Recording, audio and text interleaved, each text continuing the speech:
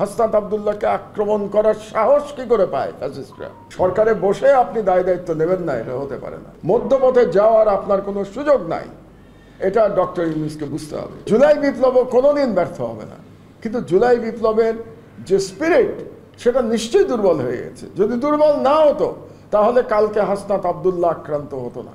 হাসনাত আব্দুল্লাহকে আক্রমণ করার সাহস কি করে পায় ফ্যাসিস্টরা?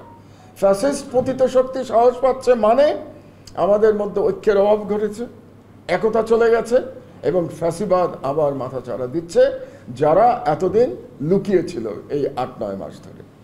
তাহলে বর্তমান সরকারের দুটি কাজ অবশ্যই করতে হবে। একটি কাজ করতে হবে, যারা এই ফ্যাসিবাদ কায়েম করেছিল, যারা ফ্যাসিস্ট এই হত্যাকাণ্ড, এই অত্যাচারের মধ্যে জড়িত ছিল, তাদের বিচার করতে হবে। একটা বিচারের প্রসঙ্গে আবারও ব্যক্তিগত প্রসঙ্গে আমি চলে আসি খুব সিম্পলি। 2018 সালে আমার উপরে যে আক্রমণ হয়েছিল, সেই আক্রমণের নেতৃত্ব দিয়েছিল একজন সাংবাদিক নামধারী আওয়ামী লীগের নেতা, তার নাম বিপ্লব, এবং সেই বিপ্লব অ্যারেস্ট হয়েছে। তার জন্য আপনারা অ্যারেস্ট হয় নাই, সে বিপ্লবের বিরুদ্ধে মামলা হয়েছে, অ্যারেস্ট হয় নাই। তার জন্য আজকে সাংবাদিক নেতারা মায়া কান্না করছেন। আপনি কার বিরুদ্ধে মায়া কান্না করছেন? তাহলে আপনারা যদি এই বিপ্লবের জন্য মায়া কান্না করেন, তাহলে আপনারা বলতে হবে আপনাদেরকে পাবলিকলি যে আমরা মাহমুদুর রহমানের উপরে 2018 সালের প্রাণঘাতী হামলা সমর্থন করি।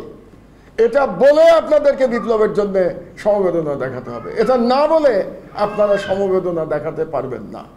কাজে আপনাদেরকে বলতে হবে, যারা যেসব পত্রিকা আজকে বিপ্লবদের জন্য মায়া কান্না দেখাবে যে তাদের বিরুদ্ধে মামলা হচ্ছে, তাদেরকে গ্রেফতার করতে হচ্ছে, তাদেরকে বলতে হবে যে আপনারা ফ্যাসিস্টের সমর্থক। এটা যদি বলার নৈতিক সাহস আপনাদের থাকে, ওই সাহস নিয়ে আপনারা বক্তব্য দেবেন। আর এই সাহস না থাকলে আপনারা চুপ করে থাকবেন। তাহলে 1 নম্বর কাজ হচ্ছে বিচার। বিচারে দীর্ঘসূত্রিতা হচ্ছে, সরকার ব্যর্থ হচ্ছে, দীর্ঘসূত্রিতা হচ্ছে, অ্যারেস্ট হচ্ছে না। এই কারণেই এরা হাসনাত আব্দুল্লাহকে আক্রমণ করবার সাহস পাচ্ছে।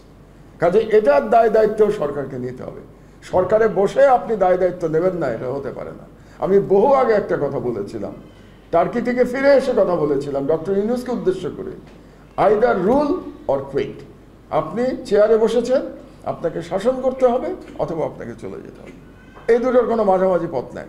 সেখানে পরিষ্কার আসাদ ভাই বলেছেন আপনার চলে যাওয়ার কোনো পথ নাই, কারণ বিপ্লব করে আপনাকে ক্ষমতায় বসানো হয়েছে। আজকে যে মা তার ছেলের জন্য কাঁদছেন, যে স্ত্রী তার স্বামীর জন্য কাঁদছেন, তাদের রক্তের উপরে আপনি ক্ষমতায় এসেছেন। কাজে বিপ্লব সম্পন্ন করেই আপনাকে যেতে হবে, মধ্যপথে যাওয়ার আপনার কোনো সুযোগ নাই।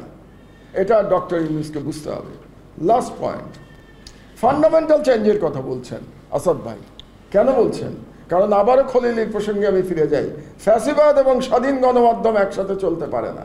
তার মানে আবার যে ফ্যাসিবাদ আসবে না তার গ্যারান্টি কি আছে? আমরা কি রাজনীতিবিদদের সদিচ্ছার উপরে ছেড়ে দিব যে না না শেখ হাসিনা খারাপ লোক ছিল, সে ফ্যাসিবাদ কায়েম করেছিল, আমরা রাজনীতিবিদরা সবাই ভালো, আমরা করব না? এভাবে হবে না। There must be a system. সরকারের সিস্টেম হতে হবে, ফান্ডামেন্টাল চেঞ্জ হতে হবে, যার মাধ্যমে অন্য কোনো শেখ হাসিনা চাইলেও ফ্যাসিস্ট হতে পারবেন না। এটা না করা পর্যন্ত এই সরকারকে আমরা দায়ী করব যদি এটা না করে এই সরকার বিদায় নেয়। তাহলে ফান্ডামেন্টাল চেঞ্জটা কি? সেই চেঞ্জের দিকে আমাদের তাকাতে হবে, যাতে করে এভাবে নির্বাচনকে ম্যানিপুলেট করে একই ব্যক্তি বা দল বছরের পর বছর, যুগের পর যুগ, দশকের পর দশক তারা যাতে ক্ষমতায় না থাকতে পারে। কারণ এরা ভাবে যদি ক্ষমতায় থাকবে তাহলে ফ্যাসিস্ট প্রবৃত্তি মাথাচাড়া দিতে বাধ্য।